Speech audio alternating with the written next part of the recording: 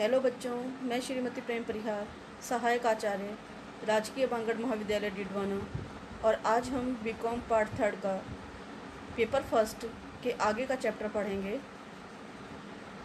जो है परियोजना साध्यता विश्लेषण, यानी प्रोजेक्ट फ्लेक्सिबिलिटी एनालिसिस। क्या होता है परियोजना साध्य विश्लेषण? ऐसा ही नहीं कोई परियोजना कोई दिमाग में हमारे आई और हमने उसे बाज़ार में इम्प्लीमेंट कर दिया, हमने उसके लिए व्यवसाय लगा लिया, ऐसा ही नहीं होता। उससे पहले हमें बहुत सारे विश्लेषण करने होते हैं। उसी के बारे में आज हम आगे चर्चा करेंगे। किसी परियोजना के निर्माण एवं क्रियान्वयन से पहले साध्यता विश्लेषणों की आवश्यकता होती है, जो तकनीकी साध्यता, बाजार साध्यता, प्रबंधकीय साध्यता एवं वाणिज्यिक साध्यता के रूप में हो सकती हैं। साध्यता विश्लेषण किसी समस्या की गहन जांच एवं इसके समाधान, आर्थिक व्यवहार्यता एवं परिणाम का महत्व जानने की प्रक्रिया है। यदि हम ये कहें कि परियोजना साध्यता वह जांच है जहां विनियोग की मौलिक व्यवहार्यता का मूल्यांकन किया जाता है, तो कोई अतिशयोक्ति नहीं है। यानी इन साध्यताओं में हम यह जानते हैं कि हमारा जो परियोजना लगाने का विचार है वह फलीभूत हो पाएगा या नहीं। इसके लिए हमें 3 प्रकार की साध्यताओं की जांच करनी होती है। पहली है हमारी बाजार एवं मांग विश्लेषण। औद्योगिक परियोजना की जीवन क्षमता परियोजना द्वारा प्रस्तावित उत्पादों अथवा सेवाओं के बाजार एवं मांग के आकार पर निर्भर करती है।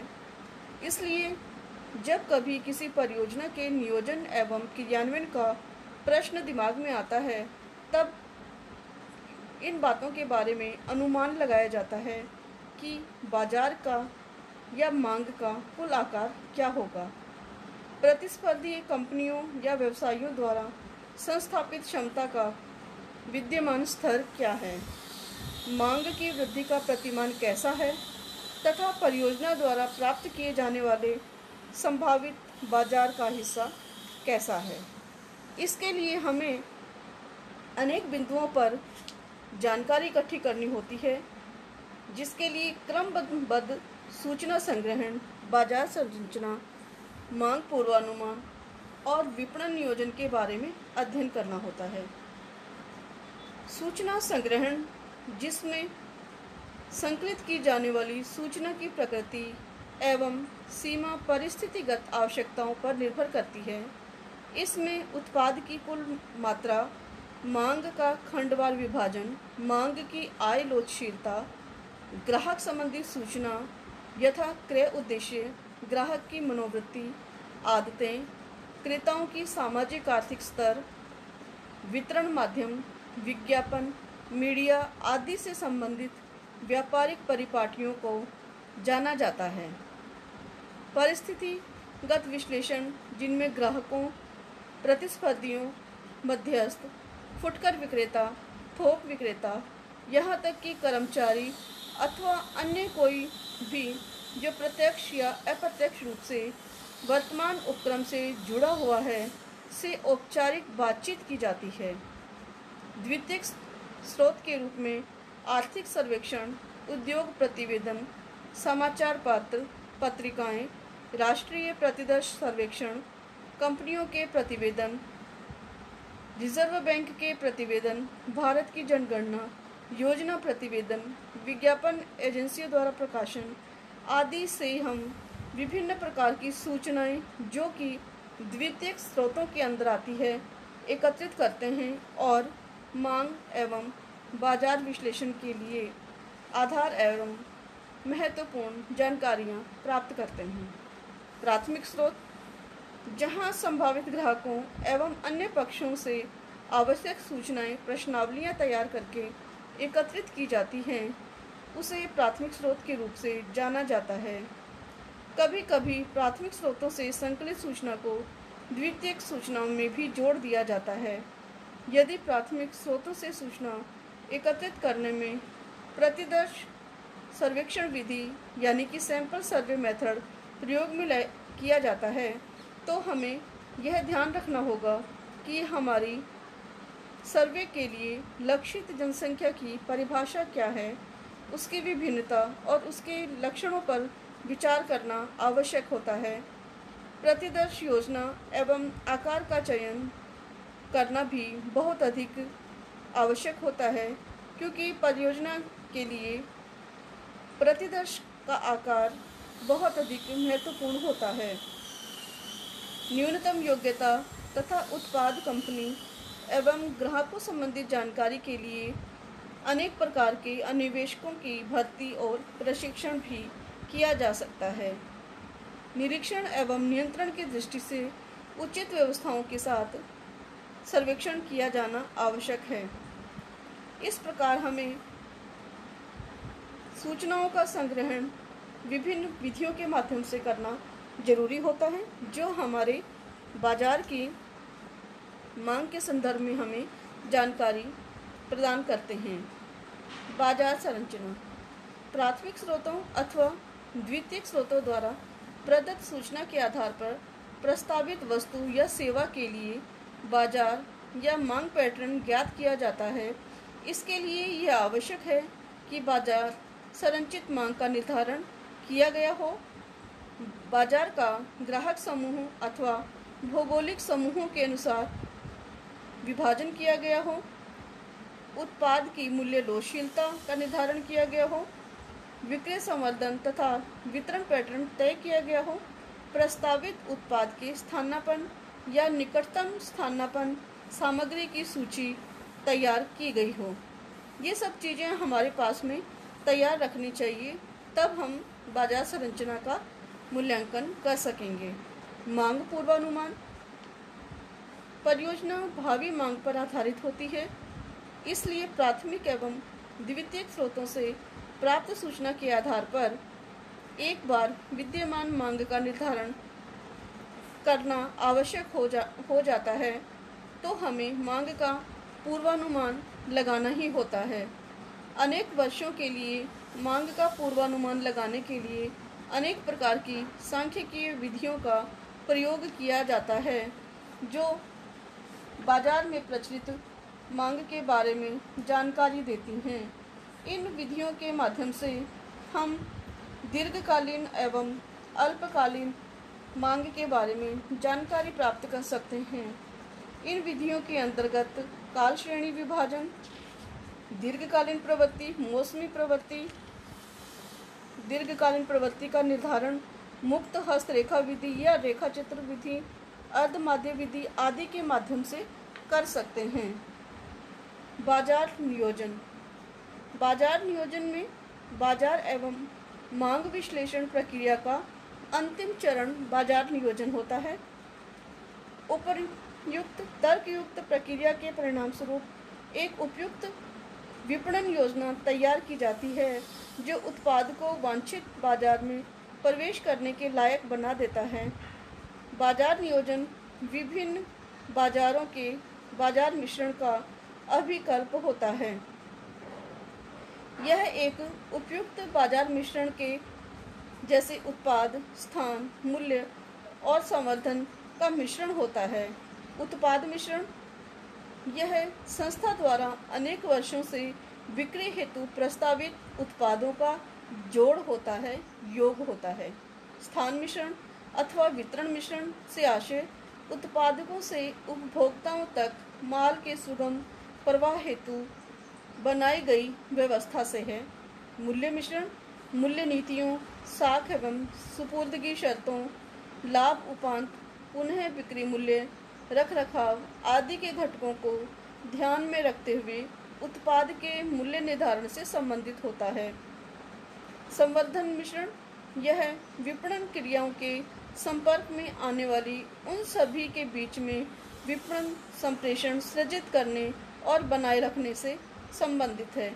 इस प्रकार बाजार नियोजन में उत्पाद मिश्रण, स्थान मिश्रण, मूल्य मिश्रण और संवर्धन मिश्रण का ध्यान रखा जाता है। ये सभी जो तथ्य हैं हमारे, यानी सूचना संग्रहण, बाजार संरचना या मांग पैटर्न, मांग पूर्वानुमान और बाजार नियोजन, ये सभी तथ्य बाजार एवं मांग विश्लेषण के अंतर्गत जाने जाते हैं, साध्यता विश्लेषण की जाती है। अगला जो हमारा मुख्य बिंदु है, तकनीकी विश्लेषण। तकनीकी विश्लेषण में परियोजना के तकनीकी एवं अभियांत्रिकी पहलुओं को सम्मिलित किया जाता है, जैसे सामग्री आदान एवं उपयोगिता, निर्माणी प्रक्रिया या प्रौद्योगिकी, स्थिति एवं स्थल, परियोजना चार्ट एवं खाके, कार्य अनुसूचियाँ आदि।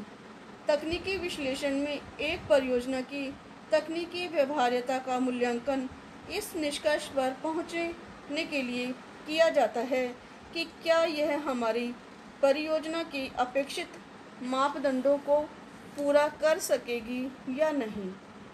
इसके लिए हमें अनेक प्रकार की तथ्यों की जांच करनी आवश्यक हो जाती है, जिसमें हमारा पहला बिंदु है सामग्री आदान एवं उपयोगिता।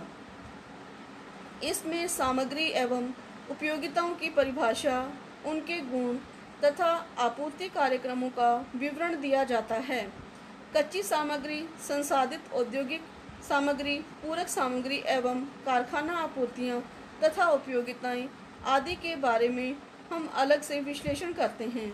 इनके विश्लेषण में उनके गुण, उनकी कुल आवश्यकता, घरेलू आपूर्ति, आयातगत एवं भावी मूल्य आदि का हमें विस्तार से विश्लेषण करना होता है।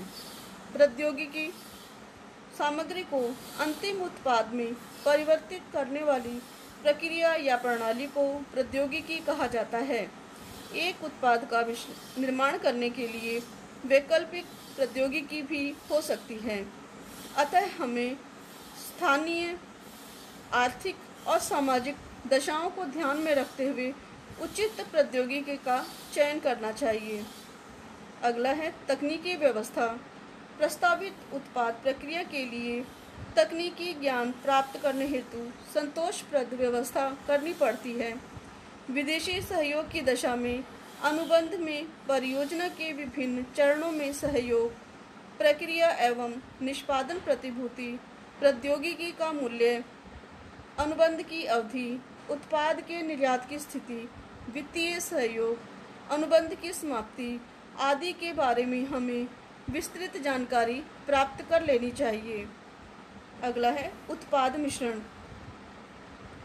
उत्पाद मिश्रण बाजार शक्तियों अथवा आवश्यकताओं द्वारा निर्देशित होता है। अधिकांश मदों के उत्पादन के आकार में परिवर्तन, किस्म, डिजाइन, नमूना आदि के उद्देश्यों से ग्राहक के बड़े वर्ग को संतुष्ट करना होता है। इसलिए उत्पादन सुविधाओं का नियोजन करते समय उत्पाद मिश्रण में बदलती हुई आवश्यकताओं को भी ध्यान में रखना आवश्यक होता है। यह उत्पाद मिश्रण पर्याप्त लोचशील होना जरूरी होता है। उपभोक्ताओं की मांग को ध्यान में रखते हुए इसमें समय समय पर परिवर्तन किया जाना भी आवश्यक होता है। उत्पादन सुविधाओं में जितनी अधिक लोचशीलता होती है, संस्था की अपनी अस्तित्व को बनाए रखने की शक्ति, उसके विकास और विभिन्न परिस्थितियों में विविधीकरण के अवसर भी उतने ही अधिक होते हैं। लोचशीलता की मात्रा पर अतिरिक्त कोषों की आवश्यकता अगर होती है तो हमें इस संदर्भ पर भी विचार कर लेना चाहिए। अगला है संयंत्र क्षमता। संयंत्र क्षमता अथवा उत्पादन क्षमता से अभिप्राय एक दी गई समयावधि में संयंत्र द्वारा निर्मित की जाने वाली इकाइयों की मात्रा अथवा संख्या से है। संयंत्र क्षमता निर्णय, प्रौद्योगिकी आवश्यकताएं, आदान प्रतिबंध, आंतरिक स्रोत, सरकारी नीति आदि घटकों से प्रभावित होती है। साध्यता अध्ययन में इन बातों पर विचार किया जाना चाहिए। संयंत्र क्षमता का चयन करते समय सीमित शक्ति आपूर्ति, कच्ची सामग्री की दुर्लभता, आयात हेतु विदेशी विनिमय की आवश्यकता आदि सब प्रतिबंधों को हमें ध्यान में रखना चाहिए। एक परियोजना के संयंत्र की परिचालन क्षमता का चयन प्रबंधकीय योग्यता तथा वित्तीय संसाधनों की सीमा पर भी निर्भर करता है। तो हमें साध्यता विश्लेषण करते समय इन सब तथ्यों को ध्यान में रखते हुए अपने साध्यता का परीक्षण करना चाहिए। अगला है संयंत्र स्थिति एवं स्थल। स्थिति से आशय एक शहर अथवा औद्योगिक क्षेत्र के विस्तृत क्षेत्र से हैं, जबकि स्थल से आशय भूमि के एक विशेष टुकड़े से है जहां वह परियोजना स्थापित की जाएगी। स्थिति की उपयुक्तता को ध्यान में रखने के लिए हमें चाहिए कि अच्छी किस्म की सामग्री की पर्याप्त उपलब्धता होती रहे, ईंधन एवं शक्ति के संसाधन भी आसानी से उपलब्ध होते रहें, यातायात के संसाधन, बाजार संसाधन और मौसमी दशाएं और स्थल की आकृति, ये सब चीज़ों का हमें संयंत्र स्थिति और स्थल हेतु साध्यता का विश्लेषण करते समय ध्यान में रखना चाहिए। संक्षेप में, संयंत्र स्थल क्षेत्र, उपलब्ध भूमि, इसकी लागत, स्थल विकास की लागत एवं अन्य आवश्यक ढांचागत वस्तुओं एवं सुविधाओं की दृष्टि से उपयुक्त होना चाहिए। अगला बिंदु है हमारा मशीनरी एवं उपकरण। मशीनरी एवं उपकरणों की सही आवश्यकताओं का निर्धारण प्रौद्योगिकी द्वारा किया जाता है। यह परियोजना के प्रकार से भी प्रभावित होता है, इसलिए परियोजना के लिए अनुबंधित संयंत्र, मशीनरी एवं अन्य उपकरण वांछित उपयोग के लिए उपयुक्त होने चाहिए। मशीनरी का चुनाव करते समय कुछ प्रतिबंधों को ध्यान में रखना चाहिए। ये प्रतिबंध विद्युत की सीमित उपलब्धता, दूरस्थ स्थानों से ले जाने वाली आयात नीति प्रबंध, सामग्री उपलब्धता, श्रम उपलब्धता आदि के संदर्भ में हो सकते हैं। परियोजना प्रवर्तक बाजार में उपलब्ध सर्वोत्तम ब्रांड की मशीन की तलाश में रहना चाहिए। किसी आपूर्तिकर्ता का चयन करने से पूर्व आपूर्तिकर्ता की ख्याति, स्पूर्दगी अनुसूची, प्रस्तावित विक्रय पश्चात सेवाएं, निष्पादन गारंटी, भुगतान शर्तें आदि घटकों पर भी हमें ध्यान देना चाहिए, क्योंकि ऐसा नहीं है, मशीनरी और उपकरण ऐसे होते हैं जो एक बार आउट ऑफ फैशन होते ही, आउट ऑफ डेट होते ही हमें नवीन प्रौद्योगिकी का परियोजना में समावेश करना होता है, और ऐसी दशा में हमें आपूर्तिकर्ता के बारे में और उसकी ख्याति के बारे में पूरी जानकारी रखनी चाहिए। अगला है संयंत्र अभिन्यास। किसी निर्माणी प्रक्रिया की कुशलता संयंत्र एवं मशीन के अभिन्यास पर निर्भर करती है। संयंत्र अभिन्यास उत्पादन क्षेत्र में विभिन्न उत्पादन सुविधाओं की व्यवस्था है। संयंत्र अभिन्यास में महत्वपूर्ण विचारणीय तथ्य ये होते हैं कि उत्पादन प्रौद्योगिकी संगत हो, एक चरण से दूसरे चरण तक माल निर्बाध रूप से गति करे, स्थान उचित हो, उत्पादन लागत न्यूनतम हो और कर्मचारियों के लिए वह संयंत्र अभिन्यास सुविधाजनक हो। अगला बिंदु है संरचना तथा लोक कार्य। एक परियोजना अनेक प्रकार से भवन अथवा लोक निर्माण की आवश्यकता होती है, जैसे कार्यालय, संयंत्र, गोदाम आदि के लिए भवन, परियोजना से संबंधित सुविधाएं जैसे सड़क, नालियां, विद्युत लाइनें, पानी आपूर्ति आदि की सुविधाएं, कर्मचारियों के लिए सुविधा जिसमें आवास कॉलोनी, क्लब, मनोरंजन केंद्र, विद्यालय एवं चिकित्सालय, खेलकूद के मैदान, इन सब के संदर्भ में राष्ट्रीय प्राथमिकताओं आदि को भी हमें ध्यान में रखते हुए संरचना एवं लोक कार्य के बारे में जानकारी और साध्यता प्राप्त करनी चाहिए। अगला है पर्यावरण पहलू। परियोजना से उत्पन्न पर्यावरणीय प्रदूषण की दृष्टि से वातावरणीय पहलुओं को ध्यान में रखना चाहिए। बहिस्ताव, क्षय का प्रकार, उसका उचित निस्तारण और वैधानिक आवश्यकता अनुसार पर्यावरणीय मुक्ति और उसकी अनुपालना को हमें ध्यान में रखना चाहिए। पर्यावरण प्रदूषण ना फैले, इसके बारे में हमें हमारी परियोजना के अंदर उचित संयंत्र लगाने चाहिए। इसके संदर्भ में हमें अनेक प्रकार की वांछित सूचनाओं की जानकारी होनी चाहिए। अगला है परियोजना अनुसूचीयन। अनुसूचीयन परियोजना क्रियाओं की समय के क्रम में एक व्यवस्था है जिसमें इन्हें किया जाना जरूरी होता है, यानी कि हम कौन सी क्रिया किस समय निष्पादित करेंगे उसके बारे में संपूर्ण जानकारी जो है परियोजना अनुसूचीयन के अंदर होती है। यानी पहले क्रम के बाद में दूसरा क्रम किस कार्य को होगा, तीसरा क्रम किस कार्य को होगा, इन सब का एक लिखित लेखा होता है।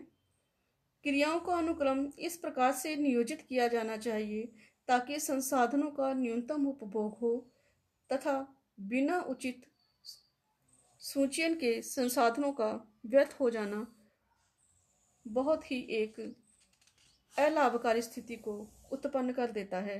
तो हमें यहाँ ये ध्यान में रखना है कि किसी भी परियोजना के तकनीकी विश्लेषण के लिए सामग्री आदान एवं उपयोगिताएं, प्रौद्योगिकी, तकनीकी व्यवस्था, उत्पाद मिश्रण, संयंत्र क्षमता, संयंत्र स्थिति एवं स्थल, मशीनरी एवं उपकरण, संयंत्र अभिन्यास, संरचना एवं लोक कार्य, पर्यावरणीय पहलू और परियोजना अनुसूचन जैसे बिंदुओं के संदर्भ में साध्यता विश्लेषण करना आवश्यक हो जाता है।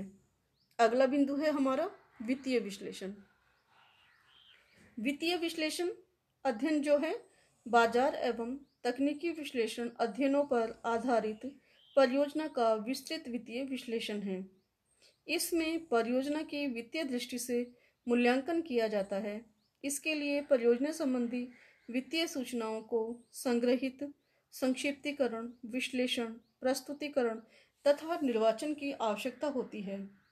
इसका उद्देश्य यह सुनिश्चित करना होता है कि परियोजना के लिए कोषों की आवश्यकता का उचित एवं सही तरीके से निर्धारण कर लिया गया है, परियोजना की पूंजी संरचना उचित रूप से की गई है, उचित स्रोतों की पहचान कर ली गई है तथा इन आवश्यकताओं की पूर्ति हेतु पर्याप्त व्यवस्था कर ली गई है।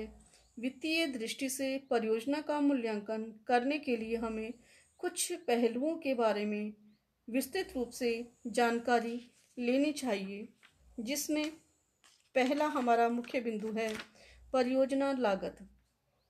परियोजना की कुल लागत किसी भी परियोजना के बारे में सर्वाधिक महत्वपूर्ण वित्तीय सूचना है। परियोजना की वित्तीय सुदृढ़ता एक अनुमान के आधार पर हमें उस परियोजना की लागत उसके वाणिज्यिक उत्पाद प्रारंभ करने योग्य हो जाने तक के कुल व्ययों का योग होता है। मूल रूप से यह एक पूंजीगत व्यय होता है। दूसरे शब्दों में इसे मृत या डूबा हुआ विनियोग भी कहते हैं, जो स्थायी संपत्तियां प्राप्त करने, कार्यशील पूंजी के लिए उपांत राशि, अमूर्त संपत्तियों के लिए व्यय किया जाता है। इसके लिए हमें भूमि क्रय एवं स्थल विकास, लोक कार्य एवं ढांचागत निर्माण, संयंत्र, मशीनरी एवं उपकरणों का क्रय, परामर्श शुल्क एवं प्रारंभिक व्ययों का भुगतान, विदेशी तकनीकी को भुगतान, तकनीकी ज्ञान के लिए भुगतान, अमूर्त संपत्तियों यथा पेटेंट आदि के लिए भुगतान, इन सब चीज़ों को शामिल किया जाता है और ये सभी चीज़ें हमारी पूंजी व्ययों को दर्शाती हैं। आकस्मिक व्ययों तथा मूल्य वृद्धि के लिए भी हमें योजनाएं बनानी चाहिए। सामान्यतः आकस्मिकताओं के लिए हम 10% का आयोजन करते हैं। यह प्राय लाभ में से किया जाता है। उपकरणों के आयात की स्थिति में अथवा जहां विदेशी मुद्रा आवंटित हो, अनुमान स्थानीय मुद्रा और विदेशी मुद्रा दोनों में ही हमें अनुमान लगाने चाहिए। यदि हम ये देख रहे हैं कि हमारा जो व्यापार है विदेशियों के संदर्भ में भी है, तो जो हम अनुमान लगा रहे हैं पूंजी के संदर्भ में, परियोजना की लागत के संदर्भ में, वो हमें दोनों ही मुद्राओं के रूप में लगाना चाहिए, चाहे वह देशी मुद्रा हो हमारी या विदेशी मुद्रा। अगला है वित्त के स्रोत। एक परियोजना के लिए वित्त की आवश्यकता बहुत ज़्यादा होती है। कोषों की आवश्यकता की पूर्ति दो प्रकार से की जा सकती है, आंतरिक स्रोत और बाह्य स्रोत। बड़ी संस्थाएं छोटी परियोजनाओं अथवा क्षमता विस्तार, विविधीकरण जैसी बड़ी परियोजनाओं के लिए कोषों की व्यवस्था अपने आंतरिक स्रोतों से कर सकती हैं, किंतु एक नवीन अथवा छोटी संस्था के लिए कोषों की व्यवस्था बाह्य स्रोतों से करनी होती है, जिसमें समता पूंजी अथवा अधिमानंश पूंजी बाह्य स्रोत के रूप में हो सकते हैं, स्वामित्व कोष हो सकते हैं, ऋण पूंजी जो ऋण पत्रों अथवा दीर्घकालीन ऋणों में स्थगित साख, प्रेरणात्मक योजनाओं, जन निक्षेप आदि के रूप में हो सकती हैं। यहाँ हमें वित्तीय स्रोत के ध्यान के लिए ये रखना चाहिए कि यह हमारी न्यूनतम लागत पर उपलब्ध हो। अगला बिंदु है कार्यशील पूंजी आवश्यकताएं एवं उनकी वित्त आवश्यकता। कार्यशील पूंजी दो प्रकार की हो सकती है, केवल चालू संपत्तियों के लिए, दूसरा है चालू संपत्तियों में से चालू दायित्व घटा करके। पहला जो केवल चालू संपत्तियों के लिए है उसे सकल कार्यशील पूंजी कहते हैं, और दूसरी अवधारणा जो चालू संपत्तियों में से चालू दायित्व को घटाने पर आती है उसे शुद्ध कार्यशील पूंजी अवधारणा कहते हैं। हमें इन दोनों ही बातों पर ध्यान रखना चाहिए। कार्यशील पूंजी के घटकों में कच्ची सामग्री, अर्धनिर्मित माल, निर्मित माल, देनदार, प्राप्य विपत्र तथा परिचालन व्ययों में से 1 वर्ष की अवधि के लिए लिया गया विनियोग शामिल किया जाता है। कार्यशील पूंजी के स्रोत संभावित व्यापारिक बैंकों द्वारा प्रदत्त अग्रिम, व्यापारिक साख, उपार्जन एवं आयोजन तथा वित्त के दीर्घकालीन स्रोत हो सकते हैं। कार्यशील पूंजी अग्रिमों पर व्यापारिक बैंकों द्वारा अनेक प्रकार की प्रतिबंध लगाए गए हैं जिनका हमें ध्यान में रखना आवश्यक है, जैसे टंडन समिति द्वारा दिए गए प्रतिबंध या किसी बैंक द्वारा तय किए गए प्रतिबंध। अगला है बिक्री एवं उत्पादन लागत का अनुमान। परियोजना की लाभप्रदता एक महत्वपूर्ण भूमिका यह होती है कि बिक्री एवं उत्पादन पर वह अपना पूरा कार्य निर्धारण करती है।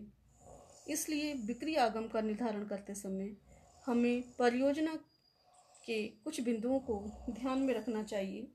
परिचालन के प्रथम वर्ष में उच्च क्षमता का उपयोग नहीं करना चाहिए।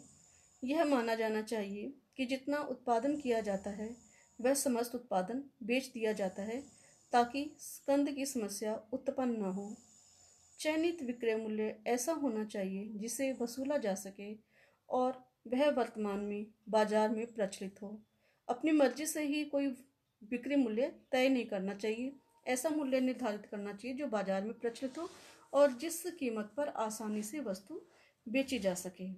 उत्पादन लागत सामग्री, श्रम, सेवाएं तथा कारखाना उपरि व्ययों का योग होता है। जैसे सामग्री लागत एक सर्वाधिक महत्वपूर्ण तत्व है। इसमें उत्पादन के लिए आवश्यक कच्ची सामग्री, रसायन तथा उपभोग्य सामग्री शामिल की जाती है। सामग्री की कुल आवश्यकता वर्ष में संभावित उत्पादन की मात्रा की प्रति इकाई सामग्री के गुणनफल के बराबर होती है। उपयोगिताओं में शक्ति, पानी, ईंधन शामिल किया जाता है। यूटिलिटीज़ के अंदर हम इलेक्ट्रिसिटी है, वाटर है और फिर जो हमारा काम में आता है वो शामिल किया जाता है। इसकी आवश्यकता का अनुमान हमें उपभोग प्रमाप और निर्दिष्ट मापदंड जो भी हो उसके आधार पर करना चाहिए। श्रम कारखाने में कार्यरत मानव श्रम शक्ति हमारी बहुत ही कीमती होती है। इसकी गणना श्रमिकों की संख्या एवं उनकी पारिश्रमिक दर के आधार पर किया जाता है। श्रमिकों की मांग मशीनों की परिचालन आवश्यकताओं पर निर्भर करती है। निरीक्षण एवं प्रशासकीय कर्मचारियों की संख्या उद्योग मापदंडों पर निर्भर करती है। प्रचलित दरों के आधार पर पारिश्रमिक में मूल वेतन, महंगाई भत्ता, मकान किराया भत्ता, वाहन एवं अन्य लाभ शामिल किए जाते हैं। कारखाना उपरि व्ययों में मरम्मत, रखरखाव, किराया, संपत्तियों का बीमा आदि को शामिल किया जाता है। यानी कि बिक्री एवं उत्पादन लागत का अनुमान लगाने से पूर्व हमें सामग्री लागत, हमारी यूटिलिटीज़ का खर्चा, श्रम का खर्चा और कारखाना उपरि व्ययों का खर्चा ध्यान में रखते हुए काम करना चाहिए। अगला बिंदु है हमारा लाभ उत्दायकता प्रक्षेपण। एक बार संस्था द्वारा बिक्री एवं उत्पादन लागत के अनुमान लगा देने के बाद अगला कार्य जो है वह है हमारा परिणामों की प्राप्ति करना और परिणाम लाभदायकता के रूप में प्राप्त करना। परियोजना के लाभदायकता का अनुमान से आशय संस्था द्वारा संभावित विक्रय, वसूली एवं किए जाने वाले संभावित व्ययों का एक अनुमान है। यदि संभावित विक्रय वसूली संभावित व्ययों से अधिक है तो हम कहेंगे कि परियोजना से लाभ अर्जन की संभावना है और इसके लिए अखिल भारतीय वित्तीय संस्थाओं द्वारा प्रयुक्त प्रतिवेदन जो हमारा दिया गया है उसके आधार पर हमें इसका विश्लेषण करना है। और इस प्रतिवेदन में लगभग पहले के जो वर्ष हैं, लगभग 4 वर्षों का विश्लेषण किया जाता है इसमें, जिसमें हमारा कॉस्ट ऑफ प्रोडक्शन है, टोटल एडमिनिस्ट्रेशन एक्सपेंसेस है, सेल्स एक्सपेंसेस हैं, royalty, total cost of production, किनको हम ऊपर वाली मदें जैसे cost of production, total administration expenses, total sales expenses और रॉयल्टी, इनको मिलाकर टोटल कॉस्ट ऑफ प्रोडक्शन हो जाता है। फिर इसके बाद में हमारा अगला बिंदु जो है एक्सेप्टेड सेल्स है, और एक्सेप्टेड सेल्स को हम जब ऊपर टोटल कॉस्ट ऑफ प्रोडक्शन में से निकाल देंगे तो ग्रॉस प्रॉफिट बिफोर इंटरेस्ट प्राप्त हो जाएगा हमें। और टोटल फाइनेंशियल एक्सपेंसेस जो हमारे डेप्रिसिएशन हैं, ऑपरेटिंग प्रॉफिट्स हैं, उसको निकालने के लिए हमें इन दोनों ग्रॉस प्रॉफिट में से टोटल फाइनेंशियल एक्सपेंसेस और डेप्रिसिएशन को कम कर देंगे। अदर इनकम जो है हमारी, वो हम इसके अंदर ऑपरेटिंग प्रॉफिट में जोड़ देंगे, और फिर हम प्रीलिमिनरी जो हमारे एक्सपेंसेस हैं वो राइट ऑफ कर देंगे। और इसको हम जो हमारा अदर इनकम जोड़ने के बाद में आया है प्रॉफिट बिफोर टैक्स, ये उसको हम याद करते हैं। फिर उसके बाद में हम प्रोविज़न फॉर टैक्स निकाल देते हैं उसमें से। प्रोविज़न फॉर टैक्स डिविडेंड हमारे प्रेफरेंशियल शेयर कैपिटल पे हो सकते हैं, इक्विटी शेयर पे कैपिटल्स पे हो जा सकते हैं, और लास्ट में जो हमारा बचेगा वो नेट एक्रूल्स बच जाएंगे, यानी नेट प्रॉफिट हमारा बच जाएगा। इस प्रकार लाभदायकता का जो प्रोजेक्शंस हैं हमारे, वो हम अखिल भारतीय वित्तीय संस्थाओं द्वारा प्रयुक्त आवेदन पत्र के आधार पर ही तैयार करते हैं।